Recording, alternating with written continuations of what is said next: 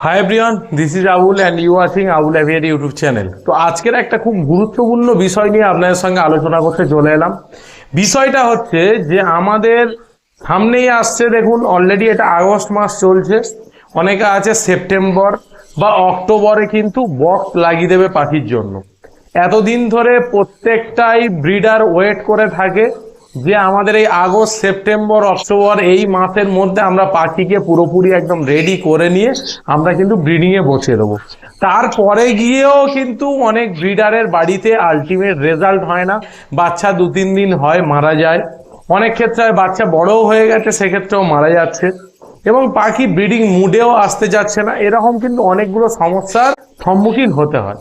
তো আজকের মেন যে বিষয়টা নিয়ে কথা বলবো সেটা হচ্ছে যে বক্সগুলো আমরা প্রোভাইড করছি সেটার যে লেয়ার, মানে দেখুন শুধু বক্স লাগিয়ে দিলাম ব্রিডিং করে দিল এটা তো নয়, কিন্তু আমাদের যে ব্রিডিং যে সিড গুলো হয়, মানে বক্সের মধ্যে যে আমাদের নেস্টিং মেটেরিয়ালস গুলো আমরা সাজাই, সেটা কি আমরা ঠিকঠাক সাজাচ্ছি?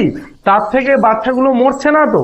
তো অনেক কিছু অ্যানালাইসিস করার পরে আমি যে বিষয়টা এতদিন ধরে চিন্তা ভাবনা করেছি, এই যে 7 বছর পাখি পালন করছি, সেই বিষয়ের ওপরে অভিজ্ঞতা থেকেই আপনাদেরকে আজকের একটা খুব গুরুত্বপূর্ণ বিষয় বলবো।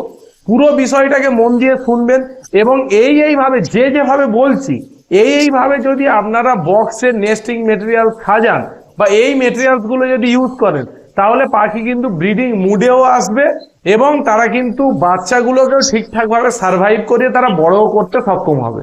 তো তাই বলবো খুব গুরুত্বপূর্ণ সহকারে ভিডিওটিকে মন দিয়ে কিন্তু শুনবেন। আর যারা চ্যানেলে নতুন আছেন বা নতুন মুখটা দেখছেন, তারা এরকম পাখি রিলেটেড ভিডিও দেখার জন্য চ্যানেলটিকে সাবস্ক্রাইব করে রাখুন।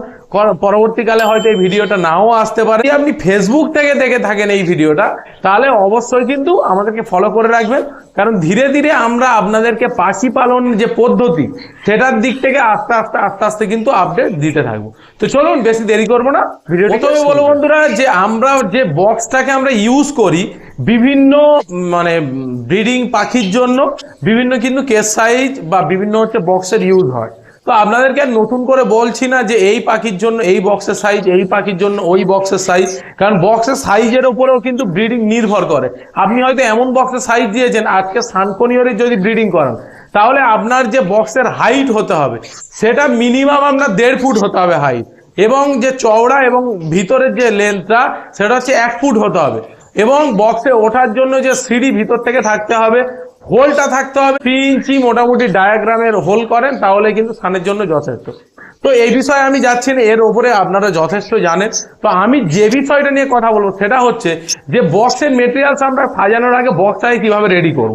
প্রথমে আমি কাঠের বক্স ইউজ করি, আমি কিন্তু ওই যে প্লাইউডের বক্স হয় আমি কিন্তু ইউজ করি না, কাঠের বাক্স ইউজ করি। কাঠের বাক্সটাকে আমি জলের মধ্যে ডুবিয়ে রাখি 3 দিন।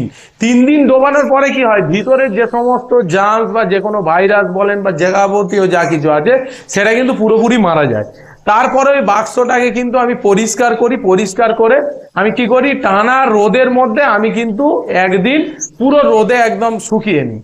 রোদে শুকোনোর পরে আমার তারপরে কাজ হচ্ছে ওই পাখির বক্সের ভেতরে যে কোনো পেপার বা খবরের কাগজ বা যে কোনো যাবতীয় জিনিস নিয়ে আপনারা অল্প অল্প করে ভিতরে একটু আগুন ধরিয়ে দেবেন। তাহলে কি হবে, ভিতরের যে জার্মস বা যদিও কিছু থেকে থাকে সেটা পুরোপুরি কিন্তু ডিস্ট্রয় হয়ে যাবে। তারপরে যে কাজটা আমি করি, তারপরে আমি বক্সের যে নিচের লেয়ারটা, নিচের লেয়ারের মধ্যে আমি কিন্তু হলুদ গুঁড়ো দিই, আর একটা জিনিস দিই সেটা হচ্ছে নিম পাতা পাউডার করা। হলুদ গুঁড়ো এবং নিম পাতা পাউডার করা প্রথম লেয়ারে আমি সাজিয়ে দিই। তার উপরে যে জিনিসটা করি, তার উপরে দিই হচ্ছে কাঠের যে চিপসি হয় বা কাঠ উড সেভিং, সেটাকে নিয়ে তার সঙ্গে আমি নিম পাতা মিশিয়ে তার ওপরে কিন্তু আমি ছড়িয়ে দিই। এইভাবে সেটা 1 ইঞ্চির মতো মোটামুটি লেয়ারটা হয়। তার উপরে আমি যে জিনিসটা করি, বিভিন্ন ধরনের যে খেজুর পাতা হয় আমি কি করি, যে কুঁচতে নিয়ে নিই, কারণ আমাকে আর ভালো করে ছাড়াতে হবে না। কুঁচতে গুলোকে আমি কিন্তু যে পাতাগুলো আছে সেগুলোতে চেরা থাকে, সেগুলোকে আমি মোটামুটি 1 ইঞ্চি করে আমি কেটে দিই, কেটে তার ওপরে আর একটা লেয়ার করে দিই। তাহলে হয়ে গেল ওটা 3 নম্বর লেয়ার। আর 4 নম্বর লেয়ারের জন্য আমি কি করি, বাইরের যে উলু ঘাস হয় বা দুলবো ঘাস হয় কাঁচাটাকে আমি নিই, ওগুলোকে মোটামুটি এইরকম সাইজের 10 ইঞ্চির মতো সাইজের আমি কিন্তু খাঁচার ভিতরে দিয়ে দিই, এবং হচ্ছে কুঁচ থেকেও মোটামুটি ওই 1 ইঞ্চির মতো দিয়ে বাইরেও কিছু মেটেরিয়ালস আমি কিন্তু দিয়ে দিই। তারপরে কি হয়, ওরা নিজেদের মতো করে কিন্তু ভিতরের বাসাটাকে ডেকোরেশন করে, ডেকোরেশন মোটামুটি ওভারঅল কমপ্লিট হয়ে গেল। তারপরে আরেকটা জিনিসটা করি, সেটা হচ্ছে ওর ওপরে যে লেয়ারটা দিই সেটা হচ্ছে আমাদের যে কাঠ আমরা রান্নাতে দিই, যেটাকে দারুচিনি বলে আপনারা চেনেন, ওই দারুচিনিটাকে ছোট ছোট টুকরো করে আমি কিন্তু লাস্ট লেয়ারের ওপর থেকে ছড়িয়ে দিই। এবারে কি হবে, ওই দারুচিনির সেন্টে কিন্তু ভিতরের কোনো পোকা তো আসবে না, ভিতরে এমনি নিম পাতা, হলুদ গুঁড়ো, অ্যান্টিব্যাকটেরিয়াল পড়েই আছে। তার সঙ্গে যখন দারুচিনি দেবেন, পাখি কিন্তু দারুচিনিতে কিন্তু ব্রিডিং এ কিন্তু উদ্বুদ্ধ হয়। অনেকে এই বিষয়টা জানেন না, বলবে দাদা কি বলছেন, আমি কিন্তু করে দেখেছি, সানের ক্ষেত্রে ব্রিডিং এ আসছে না, আমি কিন্তু দারুচিনি বক্সের ভেতরে দিয়ে দিয়েছি, ও বড় বড় করে দিয়েছি, ওরা কুড়ে কুড়ে খেয়েছে, এবং কিছুটা পুরোপুরি হয়ে ওই যে স্মেলটা সেটা কিন্তু পোকাকেও পালাতে হেল্প করে, এবং হচ্ছে পাখিকে ব্রিডিং মুডে আনতেও হেল্প করে। তো এইভাবে আমি কিন্তু লেয়ারটাকে সাজাই।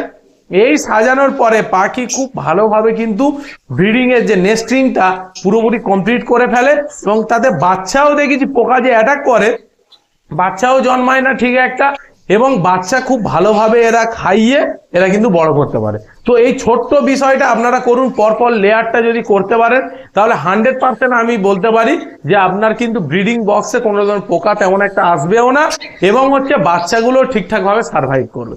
আর আমি আর একটা জিনিস ফাইনালি আপনাদেরকে বলবো, যে কাঁচা দুলবো ঘাস বা উলু ঘাস দেবেন, তাহলে কি হবে, ওর মধ্যে যে ভিজে ভাবটা আছে সেটা কিন্তু যখন পাখি এগ লে করবে তখন কিন্তু প্রত্যেকটা এগ কিন্তু ফার্টাইল হওয়ার সম্ভাবনা এবং হিউমিডিটি মেনটেন করার সম্ভাবনা কিন্তু বেড়ে যায়। তো এই জিনিসটা মাথায় রেখে আপনারা যদি করতে পারেন তাহলে আশা করছি আপনাদের কিন্তু ব্রিডিং খুব ভালো হবে। তো এই ছোট্ট ইনফরমেশনের মাধ্যমে চেষ্টা করলাম আপনাদেরকে একটু হলেও নতুন ইনফরমেশন দেওয়ার জন্য। এইভাবে করুন, এবছর আশা করছি আপনাদের ব্রিডিং ভালো হবে। তো চলুন আজকের এই ছোট্ট ভিডিওতে যদি ভালো লাগে তাহলে কিন্তু একটা লাইক দিতে ভুলবেন না, আর যারা চ্যানেলে নতুন আছেন তারা অবশ্যই সাবস্ক্রাইব করতে ভুলবেন না, আর যদি ফেসবুক থেকে দেখে থাকেন তাহলে অবশ্যই কিন্তু ফলো করে রাখতে ভুলবেন না। তো চলুন আজকের ভিডিওটাকে এখানে শেষ করলাম, ধন্যবাদ।